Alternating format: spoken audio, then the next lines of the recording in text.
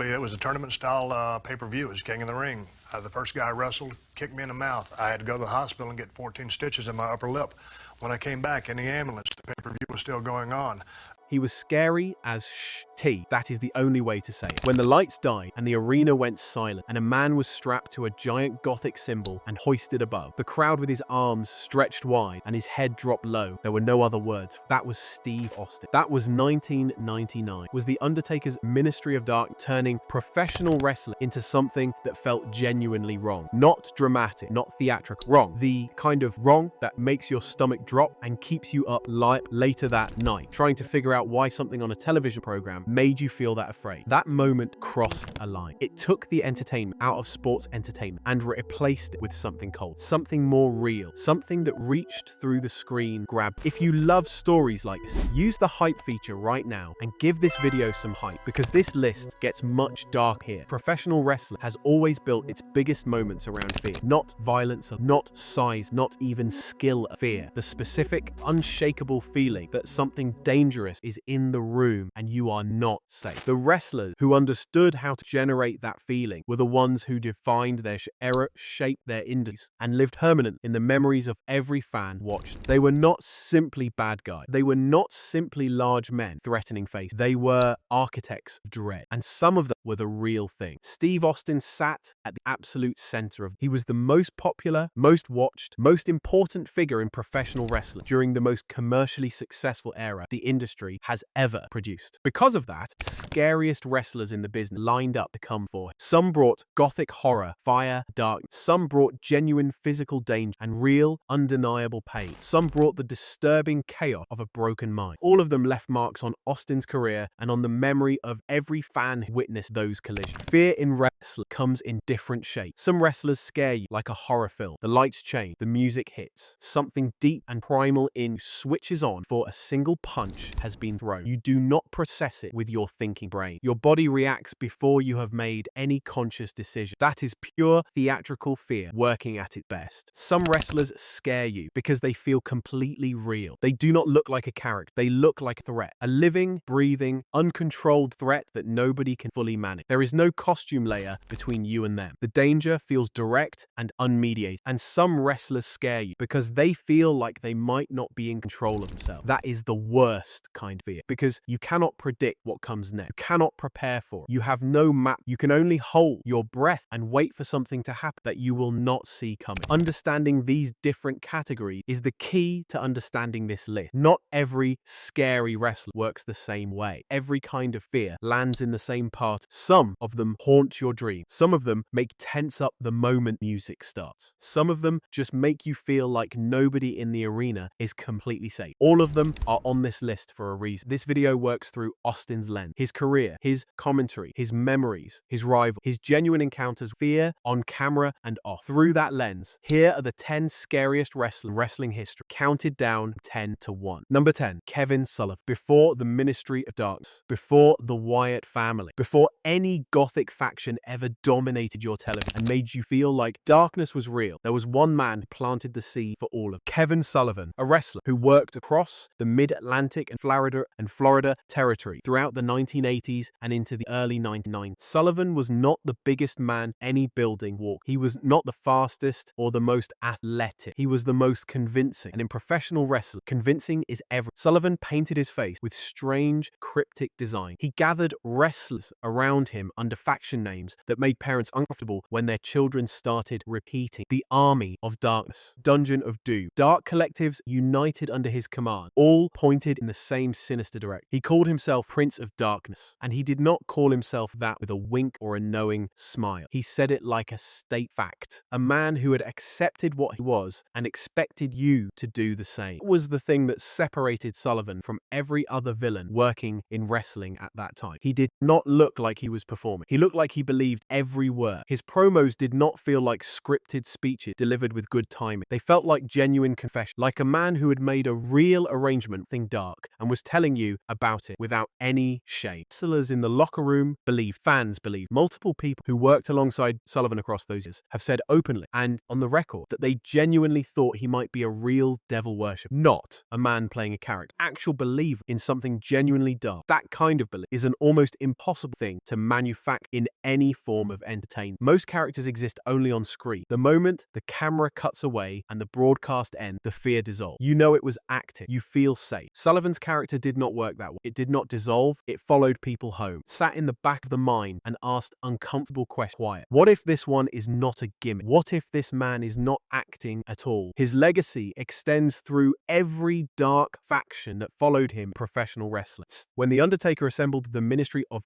Darkness in 1999 and brought a cult drug to national television, he was building on foundations Sullivan had laid years before. When Bray Wyatt gathered his followers and whispered directly into the camera with total conviction, he was working in a tradition Sullivan had established. Sullivan proved that a wrestling villain could feel genuinely disturbing without any special effects, without fire, without a masked monster standing at his side. All he needed was a mic and total, unbroken commitment to the darkness he was selling. At number 10, Sullivan sits as the original blue, the architect who drew the plans that everyone else would later follow. The man who made wrestling fans ask the question that all great horror asks: is this real? And the fact that so many people answered yes across so many years tells you everything you need to know about the scale of what he achieved. Sullivan operated in an era before the internet could explain everything, before wrestling newsletters broke every story down, before kayfabe became a concept fans openly discussed. In that environment, truly committed dark character had power that is genuinely difficult to replicate. Sullivan maximized that power every single time he spoke or appeared on screen. He was the foundation that everything dark in wrestling history was eventually built. Number 9, Papa Shango. Some wrestlers build their terror on physical side. Some build it on speed and aggression. Papa Shango built his on something that had no physical component at all. He built it on the very specific fear that some forces in the world operate entirely beyond human understanding.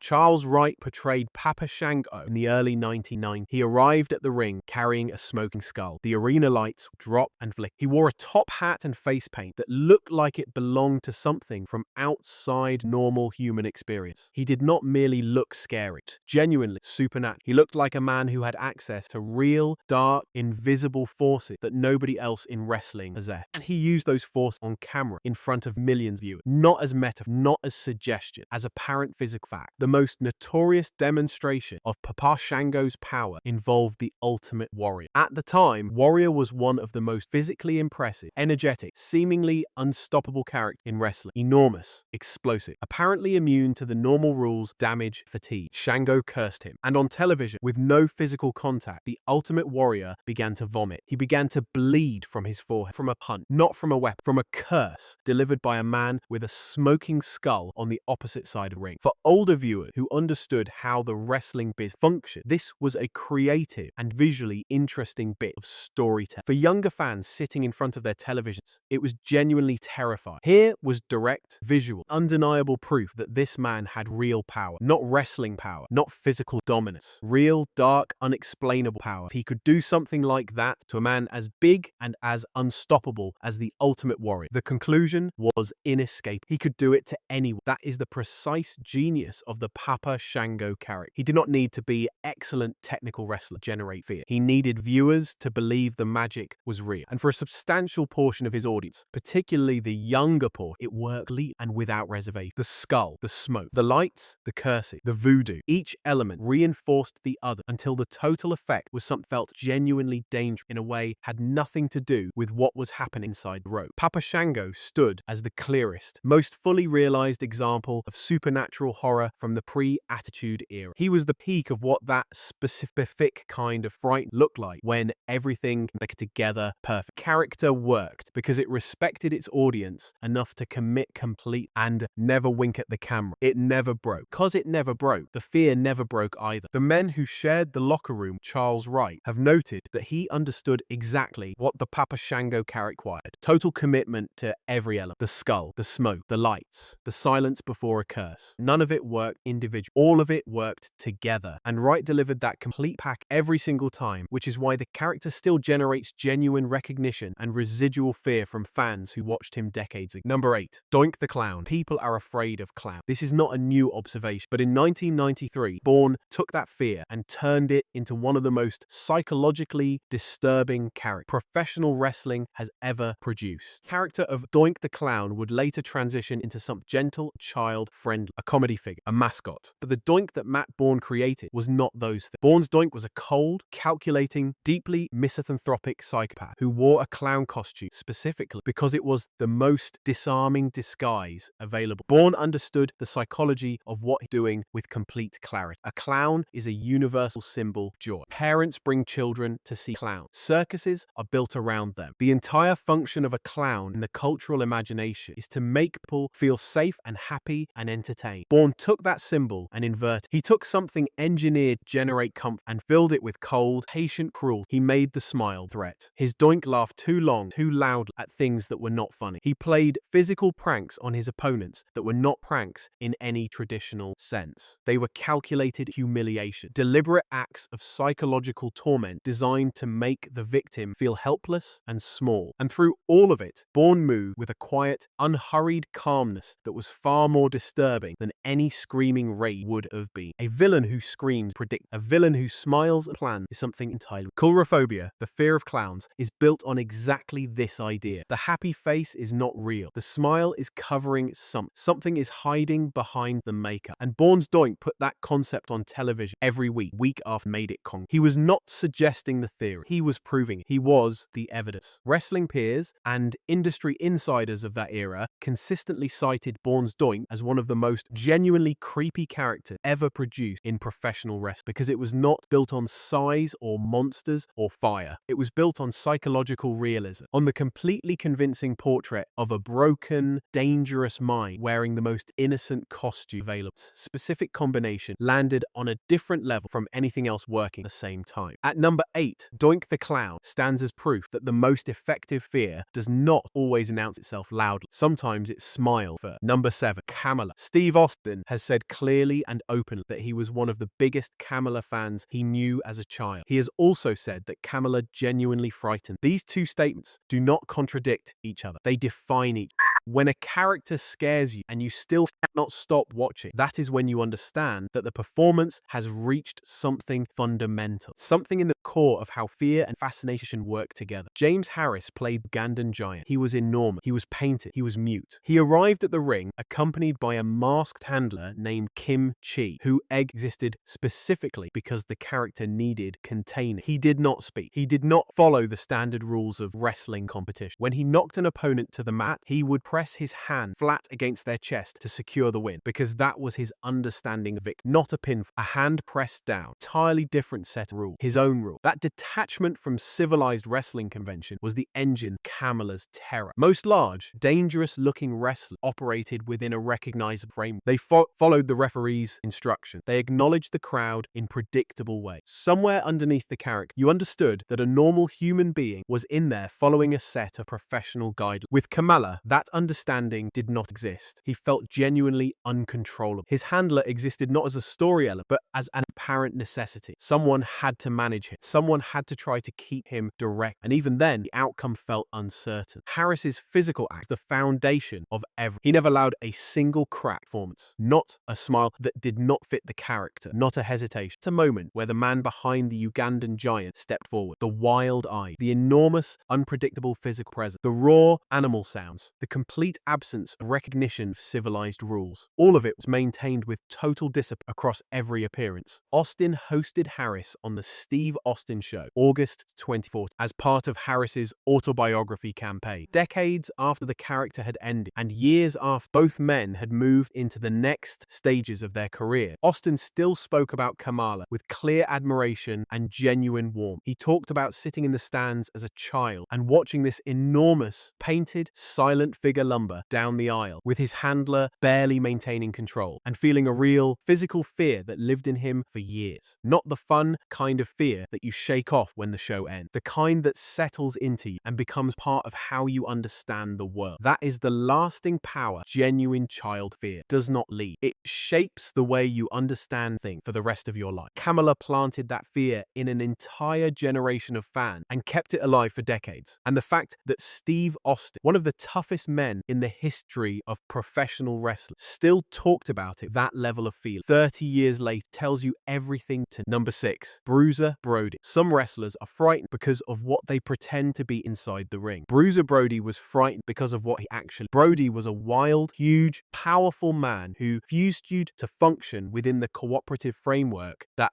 professional wrestler depend. Business ran on an unspoken agreement between formers. You work with your opponent. You communicate for the match. Protect each other inside the ropes. Follow the planned structure and the agreed out. Brody rejected these limitations. He would abandon the plan and go into business for himself. He would launch chaotic, physical brawls that left the ring and spread into the crowd without warning. He would hit with real force. He would do what he wanted when he wanted and trust his opponent to keep up. That made him a genuine physical hazard. In the way a gothic character creates dread from a distance. In an immediate physical, this man might actually put you in hospital. His opponents felt, promoters felt, the entire locker room felt it whenever Brody was on the card. Austin cited Brody as one of the most terrifying, authentic physical monsters to ever enter a professional wrestling ring. It is a specific and deliberate choice of words from a man who worked across multiple decades with some of the most dangerous performers in history. Austin was not given to exaggeration about many respect. When he said Brody was terrifying, he meant it in the most straightforward possible way. The crowd at Brody's matches sensed the difference from normal wrestling events. When the chaos spilled out of the ring and into the audience, fans did not know whether they were in danger. The atmosphere was not the familiar, controlled excitement of a staged confrontation. It was raw and immediate and physically uncertain. These moments were not produced. They were not choreographed to look out of control while actually being completely safe. They were genuinely unpredictable. Genuine unpredictability in a large crowd with a large, angry man moving through the space creates a very specific kind of fear. Brody's dread was not about costume. It was about consequence. The real possibility that something was happening that nobody had planned and nobody fully managed. Number 5, Stan Hansen. If Bruiser Brody's terror came from an unwillingness to follow the plan, Stan Hansen's terror came from something more physical and more permanent. It came from his eye. Hansen had a legitimate visual impairment. His sight was severely limited, and he was simultaneously one of the most aggressive, hard-hitting, high-velocity strikers in the entire history of professional wrestling. Those two facts placed together produced a margin of error that genuinely frightened every man who stepped into the ring. His weapon was his lariat, a running, full-force clothesline thrown with every piece of power Hansen possessed. When it landed cleanly, it was devastating. When it did not land exactly where it meant to, the consequences were unpredictable. And because Hansen's vision was genuinely compromised, he was working with less emphasis than any other former ring. The difference between a clean lariat and a potentially dangerous one was not always clearly visible to the man throwing it. He worked stiff. He worked at full power. He did not pull his shots out of caution for his opponent's physical health. That was simply not how he operated. Austin studied Hansen with deep respect and clear admiration. He talked about him consistently across his career as a broadcaster and podcaster, analyzing his style and describing what it felt like to watch a man operate at that level of genuine, undiluted aggression. Because Hansen represented something that polished television wrestling had largely moved away from. A raw, violent, truthful, physical style where the danger was not manufactured, where the fear was not theatrical. Every strike carried real weight and real consequence, and nobody in the building was entirely sure that the man throwing those strikes had a precise, predictable map of exactly where they were going to land. The specific fear Hansen generated was not the fear you feel from a monster, character, or a supernatural gimmick. It was the fear of a real physical hazard. A large, powerful man with limited vision throwing his full force into you at high speed with no guarantee of exactly where everything lands. It is an unglamorous, completely honest kind of fright. In an industry built extensively on illusions, honesty was more disturbing than any special effect could. It reminded you that under all the entertainment, under all the production, the storytelling, storytelling, and the carefully managed drama. There were real human bodies in that ring, and real human body could be genuinely damaged. Now the list reaches a turning, because somewhere around the middle of Steve Austin's career, fear stopped being something he observed, analyzed from a safe distance. It became something he experienced direct, something permanent. SummerSlam 1997. Austin was competing for the Intercontinental Championship against Owen Hart, a legitimate, serious match between two serious professional performers. Then one move went wrong. Hart attempted a sit-out tombstone piledriver. Due to a miscommunication in position, the crown of Austin's head struck the canvas with its full force. His neck broke. He was severely cussed. For approximately 1 minute, lying on the canvas in front of 20,000 screaming fans, Steve Austin could not move body. He has described that minute in detail across multiple interviews. The complete psychological terror of lying and feeling nothing where expected to feel something. Thinking of Christopher Reeve, believing in that minute that he had suffered permanent quadriplegia. He eventually managed to crawl. He managed to execute a basic roll-up, finish the match, but the damage done. The injury caused permanent neurological damage. It altered his physical style completely. The brawling, athletic, high-intensity wrestling that had defined his career had to be rebuilt around a broken neck. He could not perform the same move anymore. The body that had carried him to the top of the industry was permanently changed. Consequences of that single miscommunication compounded over the following years until the only honest decision left to stop. Decision became inevitable in 2003 when Austin stepped away from active combat. Years later, Austin still discusses that specific minute detail. The crowd noise surround the complete inability to communicate to anyone nearby what was happening. Helplessness of being the most capable performer in the building and being entirely unable to move. He finished the match through adrenaline and training and absolute refusal to stay down. But those choices cost him dearly over time. Moment sits at the absolute center of everything this list is about. Because the scariest thing in professional wrestling is not a costume. It is not a character. It is not fire, darkness, or a cult, or a skull. It is a body. And what can happen to that body when something goes wrong? This truth connects directly to the men at the top of this list. Because the wrestlers sitting at numbers 4, 3, 2, and 1 are frightening precisely because they each, in their own completely different way, made you feel what Austin felt that night. The body was not safe. Nothing was guaranteed. Something could go wrong at any moment, and the consequences real. Number 4. Vader. Leon White was enormous. Absolutely colossal human being. Thick,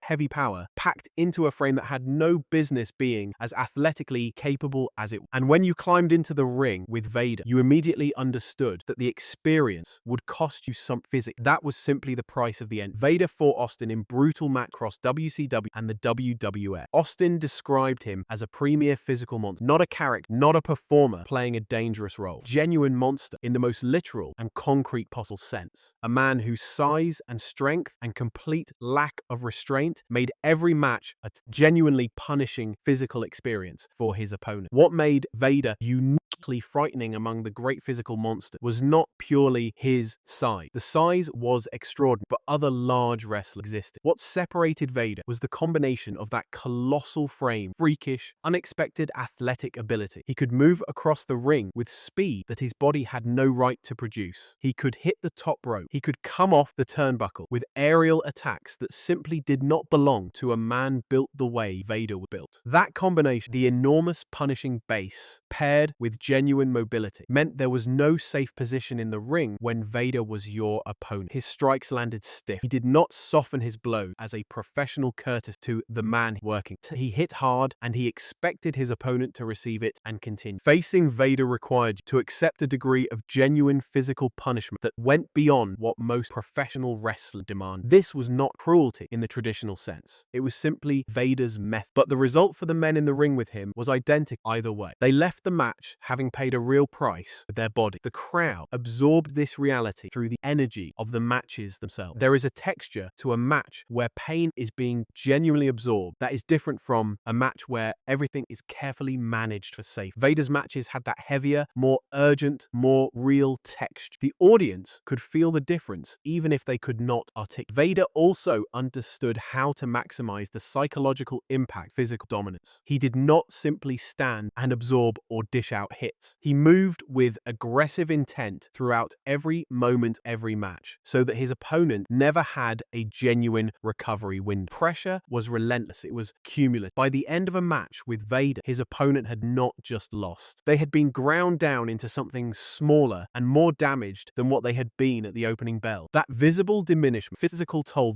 visible to the audience in real time, was its own particular and deeply uncomfortable kind of fright. Number 3. Mankind. Foley debuted as Mankind in 1996. From the very first moment he appeared on national television, something felt deeply wrong in a way that was difficult to identify but impossible to ignore. He did not debut inside. He came out of the boiler room, out of the darkness underneath the arena. He moved with a jerk, unstable energy that communicated deep internal damage rather than external aggression. He wore a stitched leather mask. He squealed in apparent pain while standing completely alone in the ring. He pulled at his own hair. He was not threatening anyone. He appeared to be suffering, and that suffering was directed in at himself. That reversal was the core of Mankind's horror. Most dangerous wrestling characters derive their power from the threat of damage they intend to inflict on others. Mankind derived his power from the damage he was clearly willing to inflict on himself. His complete disregard for his own body meant that the standard tools, threat and deterrence meant nothing. You cannot intimidate a man who does not value his own physical safety. You cannot threaten a man who already lives on the wrong side of the line. Pain matters. Mankind was genuinely impossible to stop by conventional means because conventional means had no holdover. Absolute peak of Mankind's capacity fear arrived on a single night. The 1998 King of the Ring, Hell in a Cell. Mankind climbed to the top of the massive steel cage structure. The Undertaker threw him off the top. He fell a significant distance and crashed through the announce table at ringside. He was badly hurt. Everyone watching knew bad, while officials gathered around him and the match should have ended. Mankind climbed back up. He got back to the top of the cell. The Undertaker choke-slammed him through the roof of the structure. He fell through the cage and crashed onto the canvas 15 feet below. Steel chair fell from the broken roof and struck him directly on the head. He was knocked completely unconscious. Tooth was dislodged from his mouth and ended up displaced inside his nose. He eventually smiled. That image is one of the most profoundly disturbing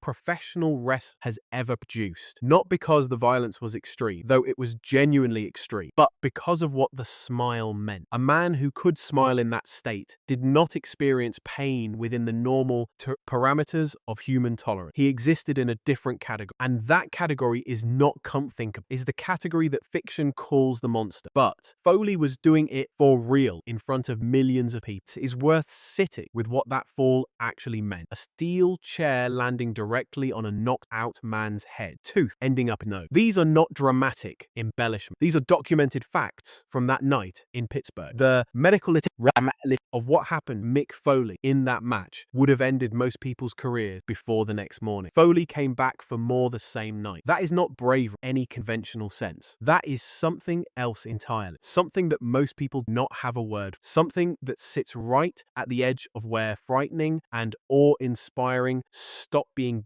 thing. Paired with Kane through much of 1998, Mankind helped terrorize Austin across the Attitude Era. The combination of Kane's cold, silent, unstoppable physical power and Mankind's chaotic, self-destructive psychological horror was one of the most genuinely unsettling double acts industry has ever assembled. Two entirely different kinds of frightening, working together, pointed at the same target. Number 2, Kane. When Kane made his debut in late 1997, something shifted in professional wrestling. This was not a new villain with a fresh character. This was a presence. Something that communicated genuine danger from the very first second peered through the smoke. Jacobs studied the physical movement of Michael Myers from the Halloween franchise. The slow, deliberate, completely unhurried, total absence of reaction to pain, damage, or provocation. The empty silence that communicated not tension or aggression, but something worse. A complete absence of anything recognizably human. Jacobs built all of this into every movement Kane made. Under the creative guidance of Jim Cornette, the character was presented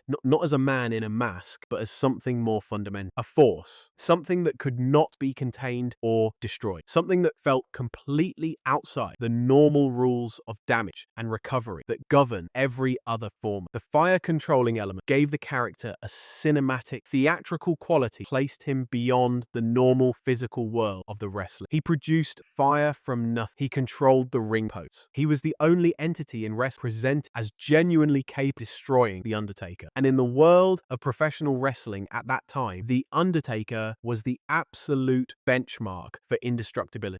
If something was too much for The Undertaker, it was too much for every other living thing. This culminated at the King of the Ring in 1998. First blood match for the WF Championship against Steve Austin, and Kane won. He defeated Stone Cold Steve Austin, the most popular, most dominant, most important character in the most commercially successful era in wrestling history. He took the champion's moment, stood as one of the most genuinely shocking, resonant moments of the Attitude Era, precisely because Austin's dominance had felt absolute. Kane punctured it complete, but the most disturbing phase of Kane's story came after the mask. In 2003, Glenn Jacobs removed the mask, and what followed was significantly more frightening than anything the costumed version had managed. Without the mask, all the gothic theatrical elements were gone. No fire, no supernatural power, no heavy metal visual language of horror and darkness. What remained was a demented, volatile clinical psychopath who looked at the world with empty, disturbing eyes and felt nothing recognized her. Industry peers and fans noted that this version of Kane more uncomfortable to watch than the masked original, because the masked version existed at a distance. It was clearly a horror character, and however effective it was, you could place it within a familiar genre. The unmasked version had no genre. It just felt wrong. Evolution is one of the most instructive stories professional wrestling has ever told about how fear changes and deepens. The same character, the same performer. And yet, as the theatrics were stripped away and the human being underneath was revealed, fear became more immediate and more real. Number 1, The Undertaker. He was scary as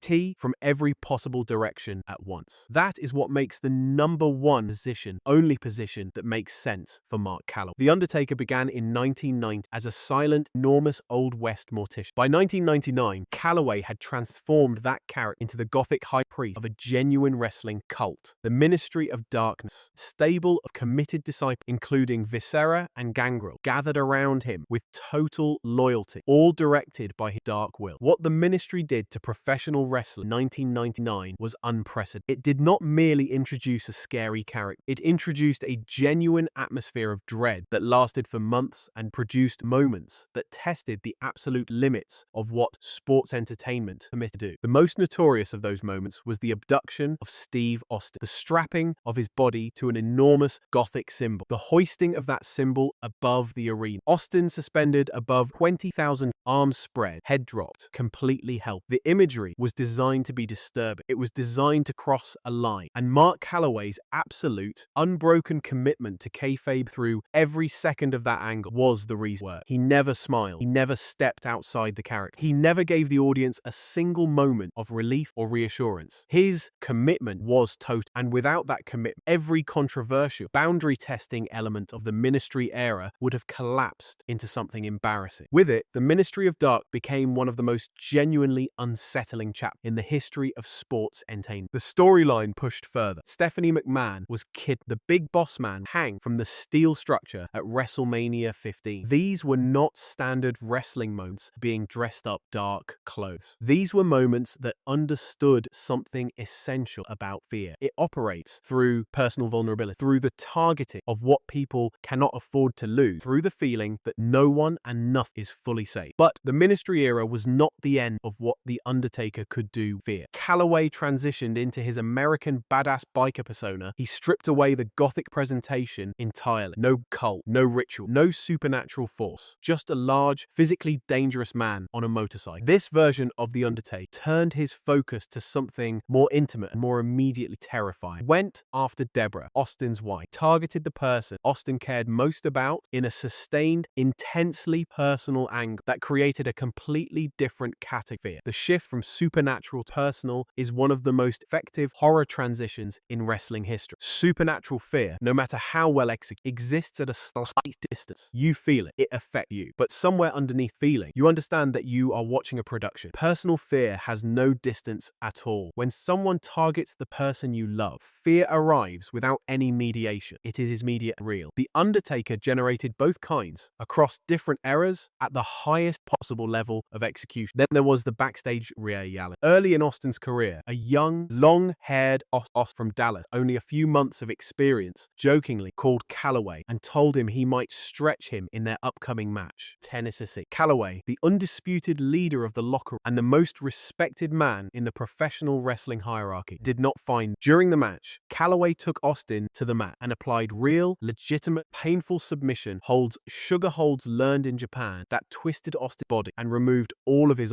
It was not an attack. It was a lesson. It communicated in the clearest possible terms exactly where Austin stood in the hierarchy and exactly what the consequences of disrespect would be. That story mattered because it confirmed what every person who ever worked alongside Calloway understood. The Undertaker on television was a character. Mark Calloway in a locker room was real power. Quiet, enormous, completely assured real power. Kind that does not need to announce it. The kind that simply is. Austin himself developed a similarly intimidating presence during his peak year. Referees, producers, and established champions have spoken on record about the genuine anxiety of working with Austin, about his explosive, zero-tolerance approach to anything less than complete profession. But even Austin recognized what Calloway represented and what that early lesson. He was scary as T on television, scary as T behind the curtain, scary as T as a gothic cult leader, and scary as T as a man on a motorcycle, scary as T in a small arena in Tennessee, teaching a rookie the most important lesson of his professional life. No single category of fear tains him. Single era finds he operated across all of them at the highest level for decades. This is why the #1 position belongs to him and only to him. Wrestling fear is built from commitment, from the willingness to give everything to a character, a moment, a confrontation, and trust that the audience will receive it. From the understanding that fear in entertainment is not about tricks or cost. It is about stakes. It is about the feeling that something genuine is in the room and the outcome not guaranteed. Through Steve Austin's lens, we can see exactly why these men mattered, because Austin felt each of them, on screen and off, in arenas with 20,000 fans watching, and in locker rooms where the cameras were not rolling. At the height of his power, and on a canvas in 1997 when he could not feel his legs. The fear was real and genuine. The monsters were real. It's the only reason any of it still mattered. Decades after the match's end and the lights came back on and everyone went home. We watch wrestling because it feels real, and we are very glad it stays in the ring where it belongs.